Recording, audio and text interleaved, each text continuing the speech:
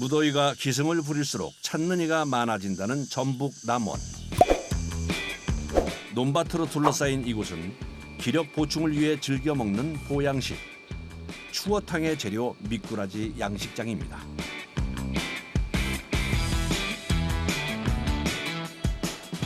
출하를 앞두고 통통하게 살이 오른 녀석들인데요. 미꾸라지는 1년 이상 키워야지 돼요. 얘네들이 성장 속도가 다른 애들보다 늦어요. 이제 우럭이나 넙치 이런 해산어류 같은 경우는 보통 한 1년이면 800g 막 이렇게 크거든요. 근데 얘네들은 1년 커봤자 한 10에서 15g. 1년 이상 된 성어 중에서도 10g이 넘는 미꾸라지만 추어탕 재료로 사용한답니다. 여기에 지금 미꾸라지가 얼마나 있는 거예요? 지금 요 수조화되면 한 500kg 정도. 출하를 위해 녀석들을 한 곳으로 몰아넣는 작업자. 얘들도 이제 지들이 알아서 안 밟히려고 잘 도망가네요. 추어탕은 남원의 대표적인 향토 음식으로 꼽히는데요. 지리적 특성 때문이랍니다. 추어탕이 유명한 지역이 주로 중산간지대거든요. 근데 중산간지대가 미꾸리들이 좀 많이 났어요. 그래서 아무래도 이제 그거로다가 요리를 해먹다 보니까 좀 유명하죠. 가을 추수가 끝나면 겨울을 대비해 끓여 먹던 추어탕은 기력 보충을 위해 사계절 즐겨 먹는 보양 음식이 됐습니다. 특히 무더위가 기승을 부리는 여름철 주문량이 는다는데요.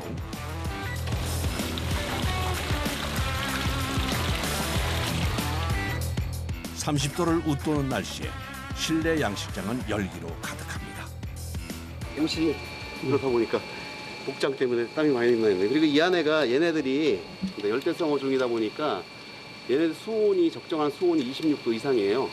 그러다 보니까 안이 더울 수밖에 없죠. 어둡고 따뜻한 곳을 좋아하는 미꾸라지의 특성 때문에 여름철 양식장 안은 가만히 있어도 땀이 흐를 만큼 열기가 가득한데요. 출하용 미꾸라지들은 이동용 통으로 옮겨 담습니다. 수조에서 옮겨진 후에는 일주일 동안 해감 과정을 거쳐야 된다는데요. 처음에 이제 미꾸라지를 잡아서 바로 가져가면은 막 토하고 막 그러거든요. 그러니까 잡은 다음에 축양을 시켜놔야 돼요. 사료를 먹었던 것도 다 소화를 시키고 그러면서 이제 만약 추어탕을 끓이게 되면은 잡냄새가 안 나죠. 물을 갈아주며 일주일간 해감을 하고 나면 비로소 추어탕 공장으로 보내집니다.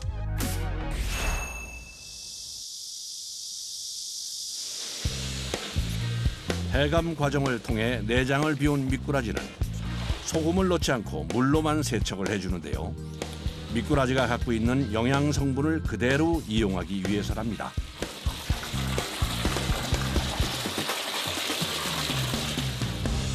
이 정도면 몇 인분 정도 되는 거예요? 네, 75인분 정도. 한 솥에 약 75인분의 미꾸라지를 넣은 후 압력 밥솥에서 푹 끓여주는데요. 여기서 최종적으로 1시간 이상을 끓여요. 압력솥에서 1시간 이상 끓이면은 뼈가 물렁물렁해져요. 그러니까 뼈를 분리 안 해도 뼈가 씹히지 않아요. 그래서 저희는 뼈를 분리 안 해요. 뼈까지 부드럽게 삶아주는 거죠. 공장 한쪽에서는 미꾸라지와 함께 추어탕에 들어갈 시래기 세척이 한창입니다. 시래기는 얼마나 장구하는 거예요? 하루에 450kg 정도씩 저희가 세척합니다. 남원식 추어탕에는 된장에 버무린 시래기를 넣는 것이 특징인데요. 이물질 없이 깨끗하게 세척하기 위해 흐르는 물에 수작업으로 세척을 해줘야 한답니다. 이렇게 하면 이물질을 다 잡아낼 수 없고 사이사이 끼어있는 흙이나 모래나 그다음에 이물질이 들어갈 수 있기 때문에 그런 걸 다 세척해서 하는 겁니다. 작은 이물질도 들어가지 않도록 꼼꼼하게 이루어져야 하는 세척 작업. 물로 하는 일이라 겨울보다 더운 여름이 좀 더 수월하긴 하지만 이른 아침부터 몇 시간씩 같은 자세로 서서 작업하는 것이 때론 힘에 부친다는데요. 오랫동안 서 있으니까 아프고요. 거의 움직임 없이 똑같은 작업만 반복하는 거잖아요. 그러니까 다리가 좀 아프고 작업량이 많거나 그럴 때는 새벽 5시부터 시작하는 거예요. 주문량이 많아질수록 작업 시간도 길어지게 되는 거죠. 세척이 끝난 시래기는 기계를 이용해 한 입 크기로 잘라줍니다.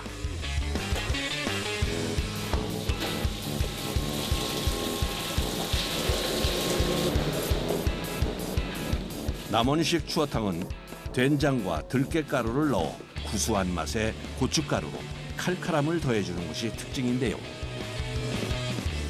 물이 안 풀리고 그냥 집어넣으면은 저 탕이 다 끓어도 이 고춧가루가 안 풀어져요. 그래서 고춧가루를 다 대가지고 물에 잘 풀려줘야 돼요.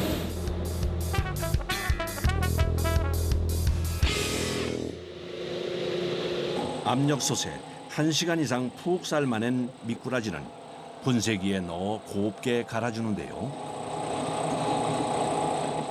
지금 여기에 보시면은 얘가 공국처럼 푹 뿌려져 있어요. 압력솥에 1시간 이상을 끓이기 때문에 그래서 뼈가 물렁물렁해져요. 뼈가 전혀 씹히지 않아요. 그래서 뼈까지 이제 같이 다 이제 통째로 갈아놓는 거죠. 영양가 높은 미꾸라지를 통째로 섭취하기 위해서 부드럽게 삶아낸 후 갈아주는 거죠. 재료가 모두 준비됐으니 솥에 넣고 추어탕으로 끓여줄 차례. 먼저 갈아놓은 미꾸라지와 들깨가루를 넣어 한 소끔 끓여줍니다. 처음부터 다 집어넣고 끓이면은 비린내가 나잖아요. 콩도 그렇고 깨도 그렇고. 그러니까 이제 먼저 깨하고 콩하고 고기를 먼저 끓여가지고 그래서 이제 그 비린 맛을 없앤 다음에 여기서 이제 넣는 거예요.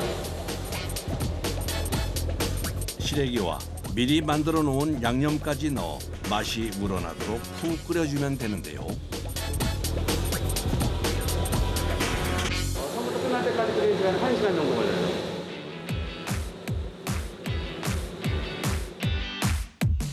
대형 솥에서 1시간 이상 푹 끓여주면 남원식 추어탕이 완성됩니다. 자동화 기기를 도입해 일일이 손으로 저어야 하는 번거로움이 줄어들었지만 완성품이 나올 때까지 뜨거운 솥 옆을 지키는데요. 마음이요? 네. 아, 얘가 나가서 돈을 벌어주니까 뿌듯하죠.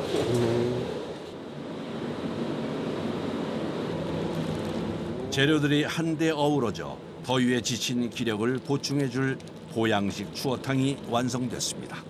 근데 여기 이렇게 보이는 게 하얀 게 다 살이에요. 그 살이 보이죠? 정성과 영양을 가득 담은 추어탕은 판매를 위한 포장 작업에 들어가는데요. 그런데 일일이 무게를 잰 후 수동으로 포장 용기에 담아주는군요.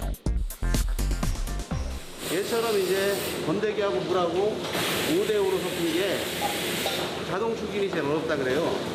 자동이 안 돼요. 뜨겁게 끓여낸 추어탕은 열기가 식기 전 빠르게 포장재에 담아 밀봉시켜줘야 하는데요. 모든 공정 중 가장 고된 작업이 이 포장 작업이랍니다. 하루에 5,000개 한다 그러면은 둘이서 나눠서 하면은 8,000원 앞에서 2,500번씩 뽑잖아요. 국자지를. 엘보 다 왔어요. 정성껏 만든 추어탕을 수작업으로 포장까지 끝내고 나면 고압 멸균기로 이동시켜줍니다.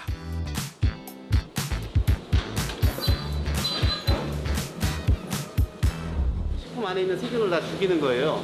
그러니까 이제 얘가 공지를 뜯지 않는 공지를 뜯어서 공기하고 접촉이 되면 상하는데 공기가 접촉이 안 되면은 안 상해져. 이제 균이 없으니까.